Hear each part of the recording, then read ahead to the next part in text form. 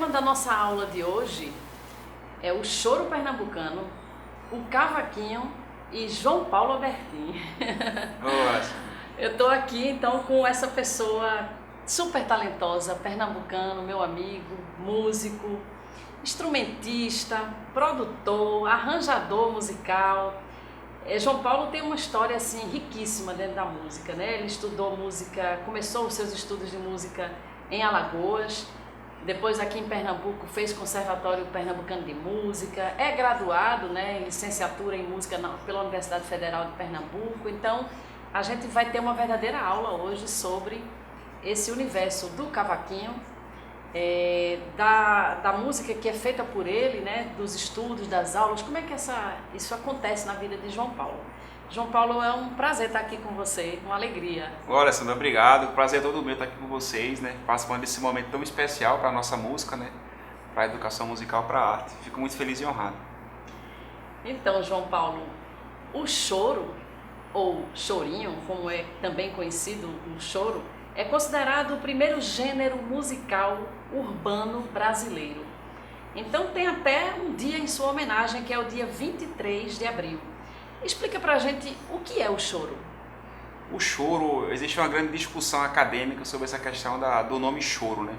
Muitos falam que o choro vem da forma interpretativa do músico fazer as melodias, né? Aquela maneira, ele fala assim, a maneira chorosa de você tocar uma melodia. Por exemplo, se eu vou tocar uma melodia que faz assim,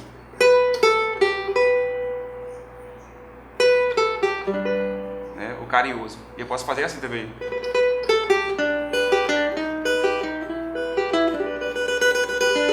Uma forma mais interpretativa da música, que ele fala, a forma mais chorosa de interpretar a melodia. Pode ser no choro ou outros gêneros. Outros falam que vem dessa questão dos instrumentos, de um tipo de instrumento chamado charameleiras, que vem do oboé. Então tem várias vertentes sobre isso, né? Mas eu vou mais por essa questão da forma interpretativa do músico interpretar as melodias, né? Aí alguns falam também que chamam de chorinho, né? Toca um chorinho aí pra mim. Aí alguns puristas assim no choro não gostam muito dessa expressão do nome chorinho, porque fala que é uma forma de como se fosse diminuir a música, mas não é por esse lado, eu vejo como uma forma mais carinhosa, né? De você falar sobre aquele gênero musical. Muito bom saber, né? É sempre importante a gente conhecer a origem das coisas, de onde vêm os nomes, né? Com certeza. Né? Principalmente de um gênero que é tão difundido no Brasil inteiro, né? Pois é. Então, como foi que o chorinho chegou em Pernambuco, João Paulo? Olha, essas questões de gênese, assim, gênese quando iniciou, quando apareceu tal gênero, é bem difícil a gente determinar isso, né? Porque às vezes um autor diz uma coisa, o outro diz outra, né? Mas eu tenho uma monografia chamada Cavaquinho no Choro em Pernambuco, que nessa pesquisa eu entendi que o choro, os primeiros músicos aqui, os chorões que tinha o João Pernambuco, né? Os irmãos Mirandas, que eram o Lupécio Miranda, Nelson Miranda, o Romualdo Miranda. É bem complicado falar, porque dizem que o choro surgiu no Rio de Janeiro em 1870, na cidade de São Sebastião, no Rio de Janeiro. E de lá ele saiu indo para vários outros estados, né? Inclusive o nosso, Pernambuco. Mas dizem também que nessa época tinham músicos tocando aqui, então é bem difícil você dizer quando esse gênero iniciou, né? É uma discussão bem grande sobre isso, existe. Então existe a possibilidade também de que o choro tenha vindo de Pernambuco. Como eu falei, isso é uma grande encrenca eu falar isso assim para as pessoas que defendem que o choro surgiu no Rio de Janeiro, que pode ser que tenha surgido lá, como alguns autores falam isso, né, que surgiu no Rio de Janeiro. Mas é tudo ainda muito a se discutir, mas na história, assim, o que eles têm como documentado é que surgiu no Rio de Janeiro, em 1870, na cidade de São Sebastião. Entendi. E quais são os principais nomes do choro pernambucano? Olha, posso citar aqui para você de várias gerações, né? João Pernambuco, né? Nós temos o Grande Meira, que foi professor do Rafael Rabeiro, do Baden Powell, foi um violonista muito bom.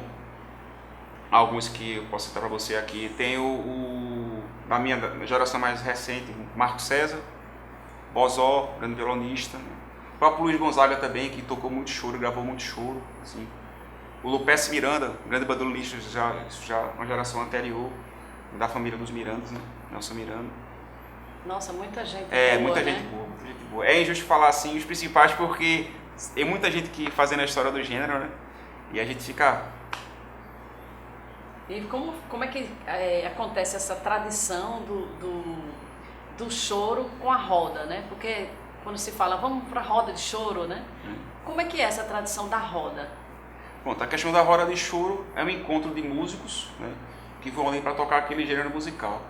Geralmente eles vão lá sabendo tocar essas composições, e você chega lá, e o bacana é você tocar uma composição que eles conheçam, né? Às vezes você chega lá com uma composição que eles não conhecem, aí a pessoa pode não saber acompanhar, mas essa questão desse encontro da roda é uma grande escola, você aprende muito, porque você chega lá, você observa o outro músico tocar, você vê a forma que ele pega na palheta para tocar o cavaquinho, por exemplo, que ele dedilha no violão, você fica observando como é que ele se comporta na roda, por exemplo. Você quando vai tocar, toca aí o Carinhoso, que eu toquei agora há pouco. Aí a tonalidade da música, né? Um toca em Sol maior, aí tem outro que toca em Fá. Aí você, mas eu posso tocar em Fá. Aí você não sabe, mas vai aprendendo na hora. Então, é uma grande escola a roda de choro, assim, para o músico, né? Muito bom. Para o músico aprender a improvisar também, você chegar lá e sair improvisando uma música. É um grande encontro, é muito bacana. Quer dizer que é permitido esse improviso no choro, assim como também a gente tem o improviso em outros gêneros musicais, né? Sim, o choro ele é um gênero musical que permite muito a questão da improvisação, né? O tempo todo o músico está ali improvisando, não só na questão de você criar melodias, mas também na forma de interpretar o ritmo da música, né? Por exemplo, se eu faço aqui, vou citar tocar mais uma vez o Carinhoso, que eu citei como exemplo, né? Eu faço... fazer. É um tipo de improviso também. Ou você pode também criar uma melodia na hora, assim, em cima daquela harmonia, né? Do Carinhoso, por exemplo. É uma riqueza, né? É uma riqueza, é uma grande escola. Você como aprende muito. O maestro Bozó, né? Ele gosta de utilizar esse termo, né? Nosso querido maestro Bozó, pernambucano, violão 7 cordas, maravilhoso, né? Fantástico. João Paulo, existe diferença de choro? Tipos de choro, como a gente tem frevo de bloco, frevo de canção, frevo de rua. No choro existe também alguma divisão? Sim. Por exemplo, a gente tem um choro mais rápido, né? Como se fosse um choro, eles falam assim, tipo um samba choro, né?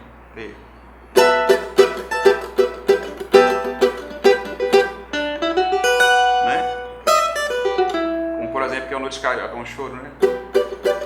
É um choro mais balançado. Temos o choro canção, por exemplo, o Pedacinho do Céu, né? Choro canção. Que é um choro mais lento, né?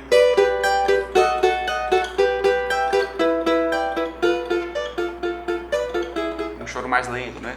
Aí se colocar uma letra, como se fala, tipo choro canção, com letra, né? Mas o choro, quando ele surgiu, ele não teve letra, né? Ele é um choro, a questão da letra apareceu bem depois, né? Ele surgiu como música instrumental, depois que inseriram a letra nas composições, né? Em algumas composições. Nem todo choro fica bacana com letra, assim, no meu ponto de vista, né? Porque às vezes são muitas notas, muito rápido, e para um cantor conseguir cantar aquilo tudo, tem que ser uma pessoa que realmente tem um domínio né? Para conseguir atuar todas aquelas notas ali, afinadinha, você é cantora sabe disso, né? Precisa, assim. Sim.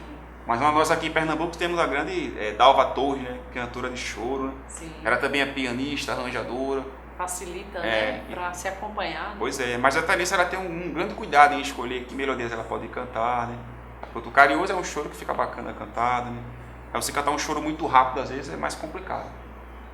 E qual foi o primeiro choro que você ouviu, assim, que você lembra sua memória, né? O primeiro choro, para mim, que é uma grande referência, que me fez ir estudar o choro, foi o Brasileirinho, né? Que é esse clássico aqui do Valdir Azevedo, que é o músico que mais popularizou o cavaquinho como instrumento solista, né?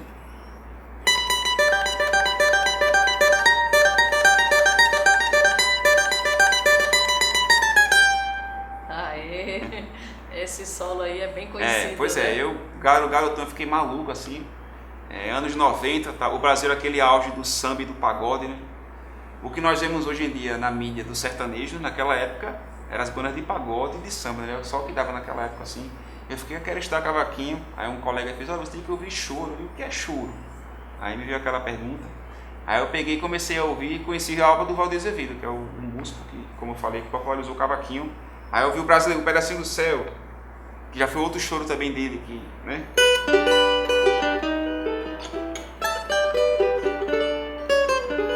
Que esse choro aqui é um choro também muito conhecido pro cavaquinho. E aí foi vindo. Cada choro... Toca mais um pouquinho, né? Então vá.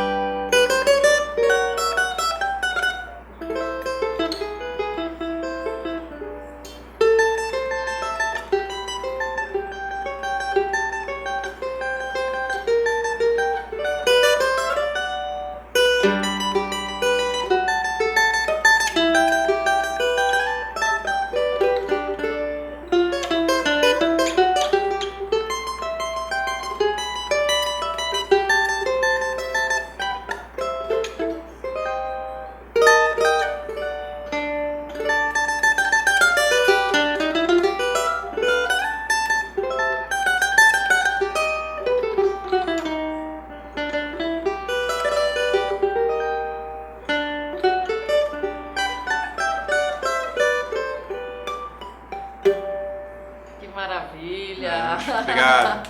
É um choro belíssimo do Valdir Azevedo, no Pedacinho do Céu. E foi surgindo outro, né? O Odeon, né?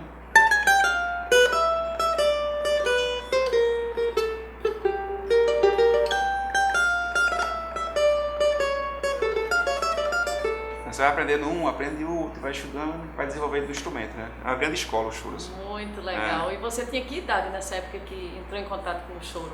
Eu tinha por volta de 13 anos, 13 para 14 anos de idade. Bem novinho. Bem novinho, né?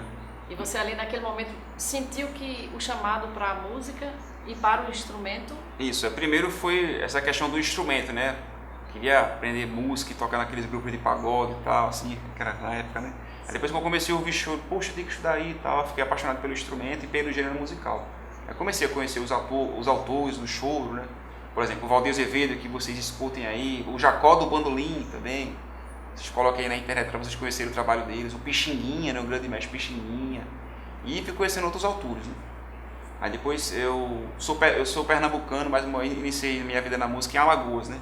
Porque minha família se vive entre esses dois estados, eu me considero metade pernambucano e metade alagoano, né? Eu me considero um alabucano, né? Me considero, né? Inclusive você tem uma música com Isso, esse nome, é o né? nome de uma música minha, alabucano, que eu fiz em homenagem aos dois estados, que é super importante para mim, né? Que eu amo demais. Aí pronto, iniciei lá meus estudos, mas tocando de ouvido. Como assim de ouvido? É aquela prática de você aprender, a gente chama de tradição oral, né? Você vê uma pessoa tocar, aquilo que eu falei da roda de choro. Você vê a pessoa tocar e observa, vai lá e aprende, ou um amigo chega lá e dá uma dica, faz assim. Aí eu venho assim um com o outro. Comecei assim quando eu tinha meus 16 para 17 anos, eu vim para Recife, para fazer conservatório. Aí aqui que eu conheci o meu grande mestre, que é o professor Marco César, né? Aí foi muito bacana para mim essa experiência, e tem sido. E é um grande aprendizado sempre, né? A gente está sempre aprendendo na música, na vida, né? Nossa, é muita história, né? Que muita você história. tem.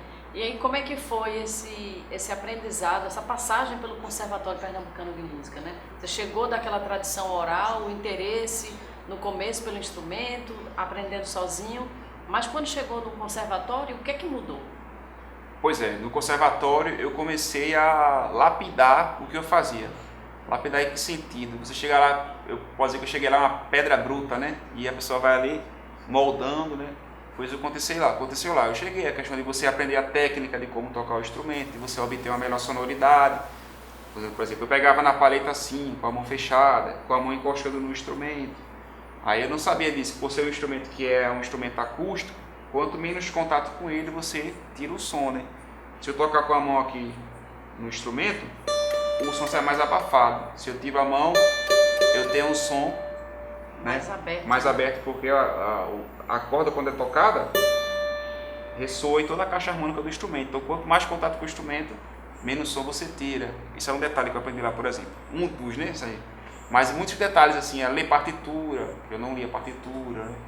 A tirar música de ouvido, teorizar tudo que eu sei na prática, né? Você aprender a questão teórica também, essas questões técnicas, né?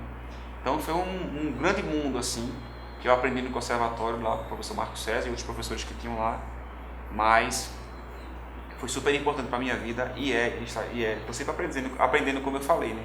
Música é um universo infinito, assim, de possibilidades e de aprendizado. Você vai sempre ver um músico tocando muito bem. Poxa, eu nunca tinha visto ninguém fazer aquele instrumento. Você vai ter sempre essa percepção. Às vezes um cavaquinista como eu, ou outro instrumentista. Então porque eu ouvi dizer, né, que o instrumento é quem chama o músico, né? Isso aconteceu com você então também? Sim, porque o timbre do instrumento, o timbre aqui é o som, né? A cor do instrumento, vamos dizer assim, a cor do som, né? A gente fala assim, timbre, a cor do instrumento. Eu gosto muito do som do cavaquinho. Então, por eu ter assim, uma aptidão assim, para ser um músico, um solista, né? Aquele músico que faz as melodias, né? Aí muita gente fala assim, por que você não vai estudar bandolim? Porque dizem que tem uma afinação, o bandolim tem mais recursos que o cavaquinho, por ser isso e tal. Mas não é assim, porque eu penso, eu também, essa é outra discussão é importante na questão do meio da música, porque muitos falam que o cavaquinho não é um instrumento tão para solo, mas não, o cavaquinho também é um instrumento que você pode fazer muita coisa com ele, muitas possibilidades. É você tocar as músicas na tonalidade bacana para o cavaquinho, escolher o tom certo, a música certa para ele, que vai se resolver, né? E muitos cavaquinistas agora estão aderindo a colocar mais cordas no instrumento. Por exemplo, esse instrumento aqui, ele tem 5 cordas. O cavaquinho tradicional ele tem 4 cordas, que vai aqui, ó. Primeiro a gente conta a partir da corda mais aguda, né? Então, Ré, Si, Sol, Ré. O cavaquinho tradicional tem apenas 4 cordas. Aí muitos agora estão utilizando o cavaquinho com 5 cordas. Então você aumenta o recurso do instrumento, né? Que é a corda Sol ou Lá. E tem também o cavaquinho de 6 cordas. Aí perguntam assim, mas isso criou agora? Não, isso é muito antigo, assim. É aquela questão em pesquisa descobriram que já tinha isso há muito tempo, né? Então não foi algo que foi criado agora. Então muitos cavaquinistas antigos já utilizavam esses recursos no instrumento. Seja que o que for mais difundido e divulgado é utilizado nos grupos de pagode, de samba, o cavaquinho de 4 cordas, até nos grupos de choro também. E a madeira, o tipo de madeira é uma madeira especial de um cavaquinho? É fabricado aqui, por exemplo? Como é que é para ter acesso a um cavaquinho? Sim, você pode comprar um cavaquinho em vários formatos, né, de acordo com o valor que você pode pagar, né? Você geralmente encontra um cavaquinho que é feito em série nessas lojas do comércio, por exemplo, no valor mais em conta. Ele não tem uma madeira tão trabalhada, é uma madeira mais simples, né? Às vezes você encontra um cavaquinho que ele tem um som bacana e afina bem, mas geralmente é mais difícil você encontrar. E você pode encomendar um instrumento com o luthier. O que é o luthier? Aquele profissional que ele fabrica um instrumento com toda uma... Ele comprou uma madeira muito boa, antiga, né? Geralmente madeiras envelhecidas, são madeiras caras, difíceis de encontrar hoje em dia, né? Devido a todas as restrições de preservação, né? Nas florestas assim.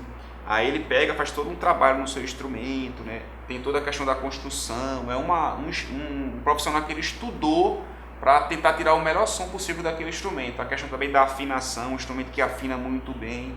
Aí você vai encontrar vários profissionais também que fazem esse tipo de trabalho com o seu instrumento, com um valor também bem a mais do que você pagaria numa loja normal, né?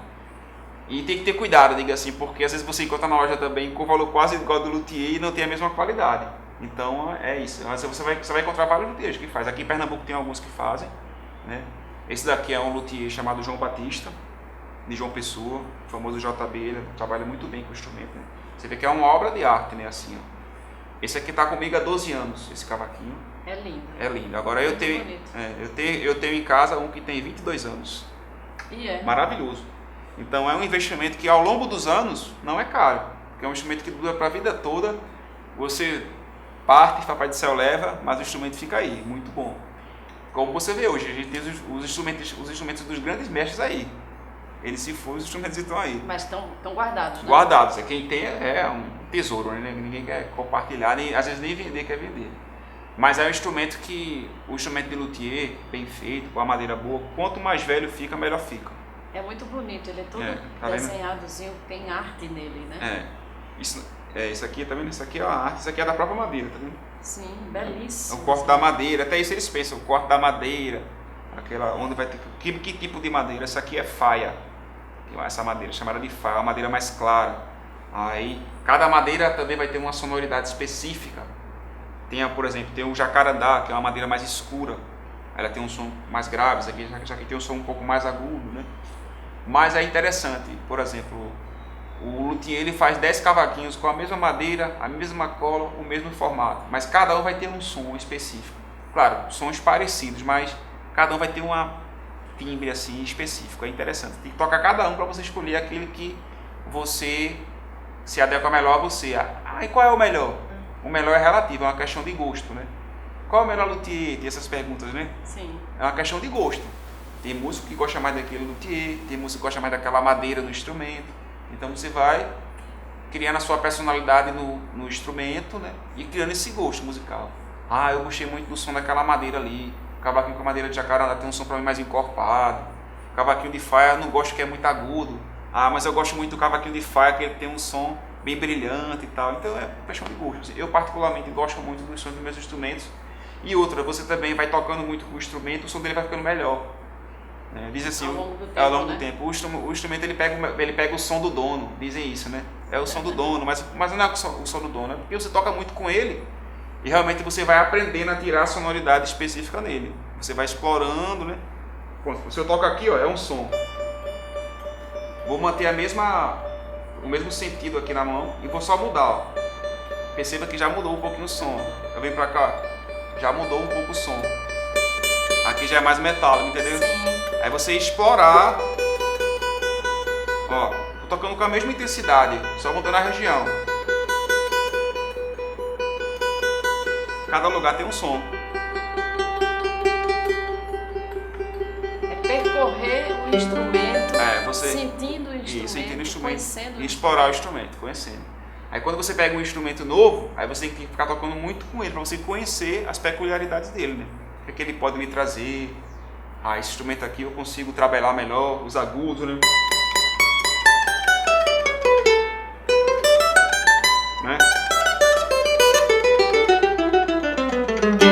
Eu posso explorar no instrumento o som dele, né? É um instrumento que afina muito bem, né? Tá vendo? É um instrumento que ele vai até o final dele afinando muito bem. É um instrumento que foi muito bem feito com o luthier. E é um instrumento prático, né? Você levar para qualquer lugar, pois é, né? Por ser um instrumento pequeno, pequenininho, tem essa praticidade, né? Isso. Então, eu acho que muitos jovens gostariam de tocar um cavaquinho, né? De montar seu grupo, ou um duo, né? Eu já vi muito na internet, assim, 2 jovens tocando. É bonito de ver, né? Um cavaquinho e um bandolim, ou um cavaquinho e um violão, isso, né? Com certeza. É um instrumento que dá essa praticidade de você vai para o colégio, leva o cavaquinho, tem as aulas, no intervalo pega o cavaquinho e fica tocando ali, estudando. Dá show, né? Dá show. Além de fazer sucesso, né? Pois é, faz sucesso. Já pensou você ali, no intervalo ali, todo mundo, coloca para todo mundo perto do cara do cavaquinho. É mesmo. Ou a menina do cavaquinho. Ou a menina do cavaquinho. É muito bacana você estar com um instrumento. Eu mesmo, para onde eu vou com o meu instrumento. Mesmo que eu não vá tocar, às vezes eu estou com o meu instrumento. Aí dá um intervalozinho e fico lá estudando, né? Porque o músico, ele é como um atleta. Tem que estar todo dia treinando. O atleta não todo dia não treina, né? Tem que ir para academia, tem que correr, tem que fazer aquilo. O músico também, tem que estar todo dia com o instrumento. Porque o físico, né? Isso aqui é tudo físico. Tem que estar em dia para você conseguir executar. Quando não está, às vezes você tem a ideia, mas o físico não vai, né? Não chega. Aí você tem que estar todo dia exercitando, fazer uma rotina de estudos, né? Você tem uma disciplina de estudos, assim, criar exercícios. Por exemplo, atualmente estou estudando assim. Eu estou querendo explorar as escalas musicais, né? Que é uma sequência de notas musicais em cada tonalidade. Aí segunda-feira eu trabalho Dó maior, Dó menor, né? Terça-feira Ré maior, Ré menor, quarta-feira vou alternando assim as tonalidades e trabalhando essas escalas, como é que eu posso utilizar o improviso e tal. Muito bom. Então é muito bacana. Hoje assim. o dia que a gente está gravando é uma sexta-feira. Sexta-feira. Eu não sei o dia que vocês vão assistir aí em casa, mas hoje, como sendo sexta-feira, o que é que você pode fazer de escala para mostrar para a gente? Vou fazer aqui estudo da sexta. Vou fazer aqui uma escala de Sol maior, né? Então nessa escala eu vou trabalhar só notas que compõem essa escala. Aí o que é que tem na escala de Sol maior? Ela tem um sustenido que é o Fá sustenido. Então eu faço a escala aqui, ó. Sol, Lá, Si, Dó, Ré, Mi, Fá sustenido, Sol. Eu vou ficar tocando aqui, improvisando só notas dessa escala, certo?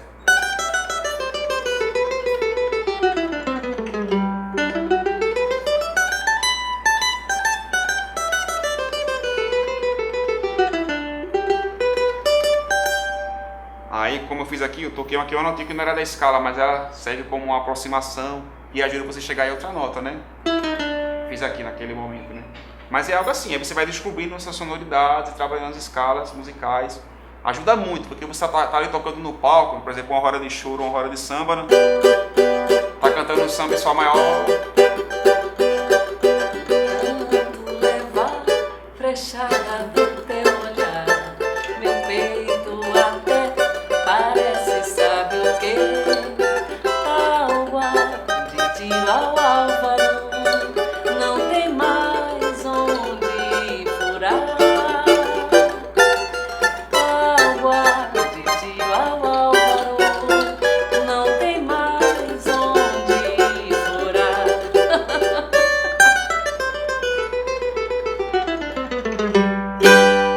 Pronto. Aí eu fiz aqui o improviso, né? Baseado na escala de sol maior, que é a tonalidade que ela cantou a música. Muito bom. Aí você colocou uma notinha outra que não faz parte da escala, mas ela combina. Aí você justamente, essa notinha aqui, e que nota eu posso colocar que faz parte da escala? Justamente esse estudo que vai ajudar você a descobrir, né? Aí é um leque de informações até chegar aí, né? Como você construir uma casa, tijolinho por tijolinho, até você conseguir chegar, né? E chega, com chega, estudo, com persistência, né? Com certeza, você tendo um acompanhamento correto ali, chega. É se organizar, né? Padronizar para isso. Não é fácil, não é fácil. Às vezes você fala, mas aquele dia apareceu uma coisa para você fazer, você teve um imprevisto, né? E agora, por exemplo, tem um aluno meu que recentemente, ele, no primeiro mês de aula, super empolgado, é o cavaquinho dele, essa parte aqui, o cavalete, né? Foi, o cavalete do instrumento pulou. Ele estava agoniado. Calma, você aproveita esse dia para estudar mais a teoria musical enquanto o seu instrumento está ajeitando. Sim. Entendeu? É ter paciência, que no início tudo vai aparecer as dificuldades, né, os imprevistos, e você... o ideal é não desistir nunca, né? A gente tá aqui sempre para aprender tudo, né? Tá vendo? A música tem isso também, né? Porque muita gente pensa que fazer música ou ser músico é muito fácil, né? O artista, o músico, ele vive muito bem, não faz nada. Mas veja, o quanto o músico precisa se dedicar, estudar, investir tempo, dinheiro no instrumento, né? Horas de estudo, né? São muitas horas de dedicação. É verdade. E assim, falando em estudo de música, né? E falando sobre o Conservatório Pernambucano de Música, por onde você passou, você também chegou ao curso superior de música, isso, né? Fez na Universidade Federal, não é isso? Então você está capacitado, habilitado a ensinar, porque você fez a licenciatura, não é isso? Isso. Como é que é o ensino da música, né? Assim, as escolas estão praticando, porque me parece que é uma lei, né? Uma legislação que diz que tem que existir o ensino de música nas escolas. É verdade. Algumas escolas praticam o ensino de música, né? Eu sempre defendo que tem que ter mais, assim, porque apesar dessa lei, mas eu acho que tem que melhorar essas questões de muita gente está se formando e não tendo mercado de trabalho, né? Não tendo onde conseguir atuar, dar aula. Quando aparece um concurso, poucas vagas e muita gente para fazer. Por quê? Porque não tem tantos concursos, né, para essa área que deveriam ter. Aí às vezes pegam alguma pessoa que ela tem aptidão na alguma arte, mas não é música, a pessoa vai dar aula de música, né? Algumas escolas fazem isso também e tal. Eu acho que teria que ter algo mais rígido assim para botar, esse pessoal que realmente se formou, que fez uma faculdade, que pagou várias cadeiras de educação, né, musical, porque você vai na faculdade, você não vai estudar só música, você vai estudar várias outras coisas para você ser um professor, né? Psicologia da educação, por exemplo. Tudo isso para você conseguir dar aula. Eu acho que é algo que a gente tem que refletir mais e colocar mais música nas escolas, porque dá uma diferença na vida da pessoa, né? A pessoa que estuda música, né? Mesmo que ela não queira ser um músico, que queira ser um instrumentista, ela vai ter outra visão da música, ela vai conhecer a cultura do povo, né? Essas pessoas que fazem a música no Brasil, no nosso país, né? E no mundo, né? Isso. João Paulo, os jovens, né, que estão nos assistindo agora, eu sei que muitos deles devem estar querendo, né, pensando assim, poxa, eu gosto muito de música, será que é uma profissão que é legal? Eu acho que eu quero fazer vestibular de música, por exemplo. Como é que é o vestibular para música? Que eu sei que existe uma preparação diferente de quem vai fazer um outro curso que não precise dessa prática, né? Como é que é? Para chegar na Universidade Federal, por exemplo, e se inscrever no vestibular de música, o que é que o aluno já tem que ter e o que é que ele vai encontrar lá? Certo. Na prova, né? a pessoa que quer fazer o curso de música, na Federal de Música, ele já tem que ser músico, já tocar, ele já tem que ter um domínio da leitura de partitura, da teoria musical, porque além da prova do vestibular, né, tem também um teste de música, né, de aptidão. Ele tem que tocar um instrumento, ele tem que ler uma partitura, uma leitura de primeira vista, né, uma leitura simples, assim, mas ele tem que ter essa leitura, fazer uma prova de teoria musical, né, e esse tipo de teste também depende muito da unidade, né? Às vezes uma universidade faz a prova desse tipo, outra faz de outro jeito, né? Depende vai sempre alterando essa formato. Eu, quando fiz faculdade de música, né, eu tentei vestibular várias vezes. E eu passava na prova de música e ficava no vestibular nas matérias matemática, química, física. Eita, tudo importante, né? Porque não é algo que eu vinha estudando sempre, né? A música eu estava sempre com a música. Aí aconteceu isso comigo, eu passava várias vezes na faculdade, na prova de música, no teste de aptidão, que eles chamam de teste de aptidão, e ficava nas outras matérias, né? Mas é isso, primeiro você tem que, eu recomendo você fazer um conservatório, arrumar um professor, estudar, se preparar para aquela prova, né? Você pode pegar um edital do vestibular anterior e ver o que vai cair na prova. Se você quer fazer aqui na UFPE, você pega o edital do vestibular de música da UFPE, e ali você vê o que foi que teve naquele ano. Provavelmente no próximo ano vai ser aquilo ali, com alguma mudança ou outra que venha a ocorrer de acordo com o que os professores determinam lá. Aí você começa a estudar e se preparar. Aí uma hora você passa, assim, mas é muito, muito bacana fazer. E a intenção da universidade é sempre trazer, né? Agregar e trazer as pessoas para estudarem. É um ambiente muito bacana, vocês vão aprender muito. Ô João Paulo, então vamos imaginar de forma bem prática, o aluno que vai fazer o Enem decidiu fazer música, mas ele não sabe ainda ler partitura, ele agora que está sabendo que tem essa prova teórica. Existe a possibilidade dele, vamos dizer, agora não daria tempo de fazer essa prova, que o vestibular já está em cima, se preparar com mais antecedência, um ano, digamos, é um tempo suficiente para que ele possa chegar e fazer essa prova de aptidão? Sim. Se ele já toca alguma coisa no instrumento, toca assim, bem assim o instrumento, ele já pode, um ano, ele tendo um acompanhamento de alguém, ele organiza ali e consegue fazer essa prova. Tem um teste de solfejo também, que o solfejo é você ler a partitura e cantar o que está escrito, né? Então ele vai trabalhando isso, se organizando para fazer a prova. Vai ser bem corrido um ano, né? Mas se ele conseguir se dedicar, ele faz, sim, a prova. Tendo um acompanhamento bacana, ele faz. Que bom, é possível, né, gente? Não desistam, se vocês têm vontade de fazer música, façam, acreditem, estudem, que vocês chegam lá. João Paulo, como é que você avalia o interesse, já que a gente está falando aqui com jovens, né? Dos jovens dentro desse universo musical do choro? Eu avalio de forma muito, muito positiva, assim, tem muita gente nova tocando choro, é impressionante, assim, vários grupos de choro surgindo, depois que conhecem o gênero, querem tocar, rodas de choro acontecendo, o pessoal se une para tocar, é muito bacana, assim, em vários estados do Brasil e no mundo, né? A gente hoje chamamos de clubes do choro, né? Pessoas um lugar onde as pessoas se encontram para tocar, para estudar choro, né? Temos na França, no Japão, né? Em vários lugares, na Inglaterra. Aqui no Brasil também. E aqui no Brasil temos vários também, Brasília, São Paulo, Rio de Janeiro. Aqui no Recife também, o pessoal que se encontra para tocar sempre, né? Então é algo muito positivo que está acontecendo com o choro. O choro nunca morreu, graças a Deus, desde que ele surgiu aí, o primeiro gênero urbano brasileiro, tá aí, ó, musical, com tudo sempre, né? Infelizmente a mídia não divulga como deveria ser divulgado. A gente tem uma certa dificuldade para conseguir ter uma divulgação na imprensa, assim, na mídia, mas o choro está muito em evidência, sempre tem as pessoas tocando e estudando, mas a gente tem que melhorar muito aí nessa questão de divulgar o choro, né? E essas novas gerações aí, uma forma de incentivar, e vocês aí que estão começando aí essa vida aí, estudarem mais o choro, pesquisarem sobre ele, né?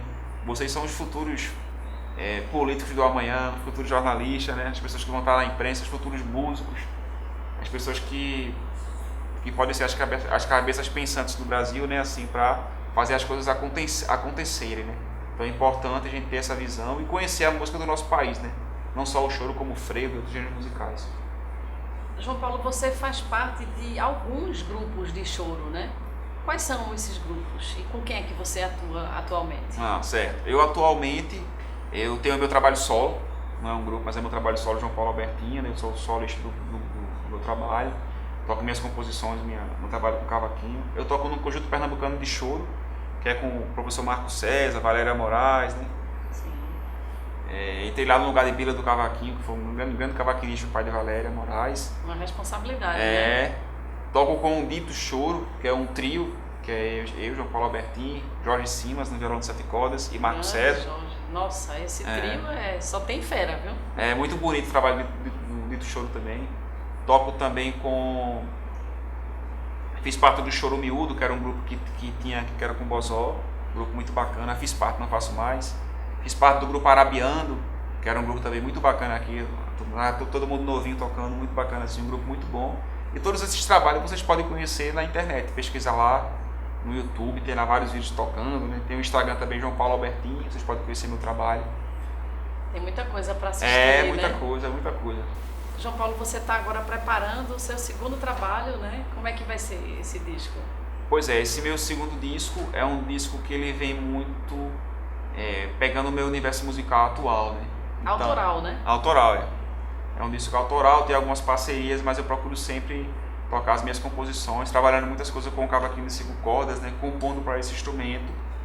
Eu estou lançando no formato de single, lanço uma música, depois de 6 meses lanço outra. Eu sempre lanço áudio e vídeo, né? Muito Inclusive bom. Vocês vão assistir aqui algumas coisas que eu estou fazendo aí atualmente. É importante, né, essa preocupação, esse cuidado com a imagem, né, que você passa nos seus vídeos, né? Hoje em dia, para você aparecer, você tem que fazer vídeo, né, João Paulo? É verdade. Eu procuro sempre agora gravar áudio e vídeo, sempre estar juntos assim, né? Aí é uma despesa a mais, né? Porque você tem que fazer uma captação de áudio muito boa e de vídeo também. Aí não é só filmar, né? Pensar como é que vai ser tudo isso, né? Fazer uma decupagem de produção, que é você organizar, em que momento vai aparecer o instrumento e tal. Aí antes de gravar o áudio, eu já vou pensando tudo isso. Faço tipo 10 segundos, no 9º segundo vai filmar tal instrumento. Aí é um trabalho grande assim, não é só chegar lá e sair filmando. É todo um pensamento de produção e de direção, né? É muito bom isso. É muito bom, muito bom. Porque você se envolve no que você está produzindo, né? Pois é. É a sua música, é a sua obra, né? É como um filho, né, João Paulo? Pois é, com certeza. Eu fiz um curso também, eu sou graduado em produção fonográfica na ESO. E lá, eu sou mais músico do que técnico de áudio, de vídeo, mas dá para você ter uma base do que você quer, de saber como você exigir do profissional que está trabalhando com você. Ó, quero que tu filme aqui nesse local, usa tal tipo de câmera, você realmente tem uma noção. Eu tenho essa noção assim de pedir o que eu quero na hora de trabalhar. Aí é bom que você participar de tudo, né? Da parte de tocar, de compor e também participar da questão de como tirar o som do instrumento, como você fazer uma boa edição de vídeo, né? Tudo isso aprende no curso de produção fonográfica? No curso de produção fonográfica que eu fiz na UniAESO em Olinda. Olha, eu fiz antes da UFPE. Que coisa boa. Foi minha primeira graduação, é muito bacana, é um curso muito bom. Eu conheço outras pessoas daqui também, né? Acho que o Sarmento, o filho de Bozó, como é que é o nome dele? Elton. Inclusive eu estudei com o Elton, né? Elton fez também, né? Fez também. Inclusive eu estudei com o Elton na UniAESO. Mas é um curso muito bacana, assim. É uma opção também, né, João Paulo, para o jovem que quer se inserir nesse universo da música, mas também vendo de outra forma, de outro lado, né? Porque ali você vai trabalhar, o universo da música ele dá várias possibilidades. Além de você tocar, você pode dar aula, você pode gravar, o músico que vai gravar, você pode ser aquela pessoa que vai gravar outro músico, né? Você pode trabalhar a questão de gravação, né? Trabalhar qual o microfone que eu vou utilizar, qual vai ser a distância do microfone que eu vou utilizar, qual os programas que eu vou utilizar no computador, né? Trabalhar isso, você pode trabalhar escrevendo projetos culturais, né? Você pode trabalhar fazendo transcrição de partituras, escrever as partituras dos compositores, eu faço isso também, é o que eu faço. Por exemplo, a Alessandra fez uma música dela, ela não sabe ler partitura nem escrever. João Paulo, eu queria fazer a partitura dessa minha música, como é que faz? Aí eu faço, é um trabalho a mais que eu tenho, eu faço muito isso para algumas pessoas. Aí ela manda para mim um áudio, eu tiro a música dela de ouvido, faço a partitura, entrego para ela pronta a partitura, entendeu? Aí ela utiliza quando ela quiser. Vamos dizer que ela vai fazer um show em São Paulo. Aí é muito bacana, ela como cantora chega lá, ó, aqui as partituras da minha música, entrega pro músico. É outra história, é né? outra Você história. já chega com outra cara, né? Já chega com mais profissionalismo, né? E facilita o trabalho da outra pessoa que está lá, né?